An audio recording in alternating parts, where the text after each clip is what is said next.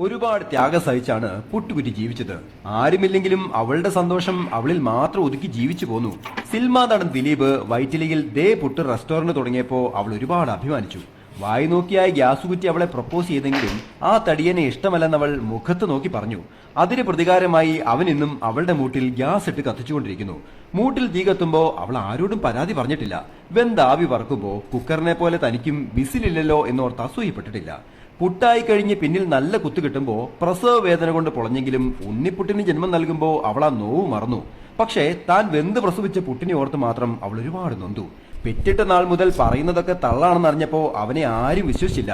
തള്ളി പിള്ളയുണ്ടാക്കി എന്നും പറഞ്ഞ് അവൻ അവന്റെ തള്ളയെ എന്നും കുറ്റപ്പെടുത്തിക്കൊണ്ടിരുന്നു. പുട്ടിന് ഒരുപാട് അവിഹിത ബന്ധങ്ങൾ ഉണ്ടായിരുന്നത്രേ. പഴത്തിന്റെ കൂടെയും പപ്പടത്തിന്റെ കൂടെയും കടലക്കറിയുടെ കൂടെയും ഒക്കെ കുഴഞ്ഞു മറിഞ്ഞ് അഴിഞ്ഞാടി നടക്കുകയാണെന്ന് കേട്ടപ്പോൾ അവൾ അതും വിശ്വസിച്ചില്ല. ഒരിക്കൽ ചെറുവഴുത്തിന്റെ തുണിയൂരി കെട്ടിപ്പിടിച്ച് കിടക്കുന്ന ഫോട്ടോ വീട്ടിലെ ചെക്കന്റെ വാട്സപ്പിൽ സ്റ്റാറ്റസായി കണ്ടപ്പോൾ പുട്ടുകുറ്റി പൊട്ടിക്കരഞ്ഞു. പല തള്ളമാരും പിള്ളേരെ വളർത്തുന്നത് വളരെ പ്രതീക്ഷയോടെയാണ്. പ്രസവിച്ച വേദന അവർ മറക്കും, പക്ഷേ പിഴച്ചു പോകുന്ന മക്കളെ ഓർത്തുള്ള വേദന അവരെ തകർക്കും. അരുത് മക്കളെ, അരുത്.